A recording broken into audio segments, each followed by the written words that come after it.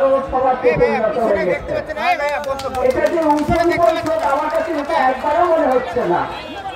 এত মানুষ আপনারা কখনো উপস্থিত হয়েছেন, আপনাদের সকলকে এই জনসভায় এই উঠন বৈঠকে যারা যে সমস্ত নেতৃবৃন্দ আছেন তাদের সকলকে আমার তরফ থেকে এবং যারা উপস্থিত আছেন তাদের সকলকে আমার তরফ থেকে অনেক সালাম জানাই।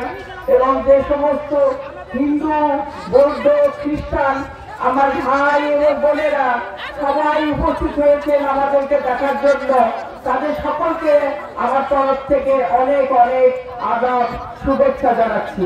আপনারা সবাই ভালো থাকবেন। যারা আজকে আমাদের দলে যোগদান করলেন সমস্ত হিন্দু ভাই এবং বোনেরা, তাদের সকলকে আমি অনেক অনেক ধন্যবাদ জানাই। আপনারা ভালো থাকবেন। আমি বেশি কথা বলবো না, এর আগে কয়েকজন বক্তব্য দিয়ে গেছেন, আমি অল্প কিছু কথা বলবো।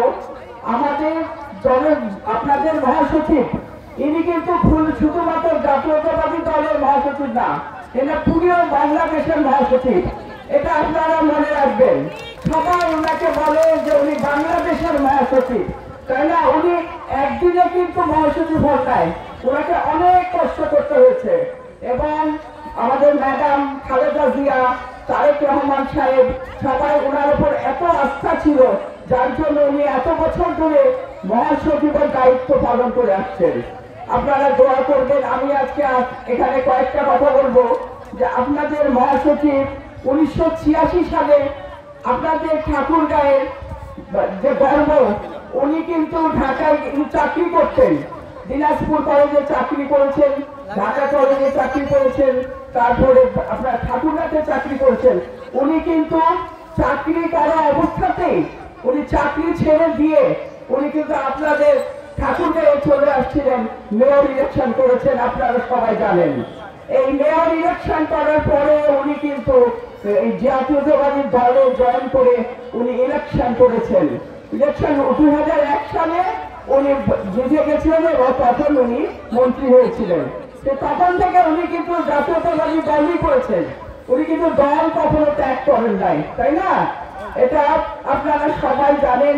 এবং তারপরে এত ঘাত প্রতিঘাত উনি যে পলিটিক্স করেছেন, রাজনীতি করেছেন, বাইরে আপনাদের সাথে থাকছেন।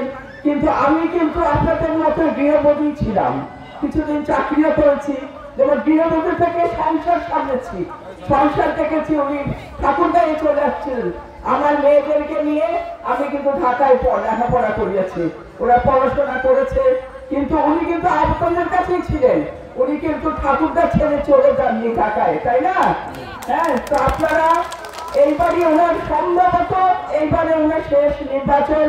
আপনারা জানেন ওনার বয়স হয়ে গেছে, ওনার এখন ৭৮ বছর বয়স, আর কতদিন রাজনীতি করতে পারবেন, তাই না?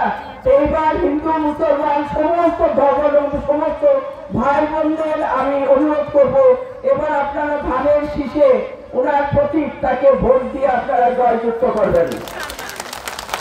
আমাদের জাতীয়তাবাদী দলের প্রতীক হচ্ছে ধানের শীষ। এই ধানের শীষে আমাদের ম্যাডাম খালেদা জিয়া এবার নির্বাচন করবেন 3টা সিট থেকে, এবং তারেক রহমান সাহেব উনি 2টা সিট থেকে নির্বাচন করবেন। আপনারা সবাই দোয়া করবেন তারা যেন সবাই জয়যুক্ত হয়, জয়যুক্ত হতে পারে। আপনাদের মহাসচিবও যেন জয়যুক্ত হতে পারেন, তাহলে আপনাদের ঠাকুরগাঁয়ের উন্নয়নের জন্য যেটা উন্নয়ন হচ্ছে তার চেয়ে অনেক বেশি উন্নয়ন করতে পারবেন। আজকে আমি আপনাদেরকে বেশি উপর বসা রাখবো না, আপনারা তার জন্য দোয়া করবেন এবং ভোট দিয়ে তাকে জয়যুক্ত করে নিয়ে আসবেন একটু উপরে। এবং আপনারা সকাল থেকে সবাই বসে আছেন এখানে, আপনাদেরকে অনেক অনেক ধন্যবাদ জানিয়ে আমার বক্তব্য আজকে এখানে শেষ করলাম।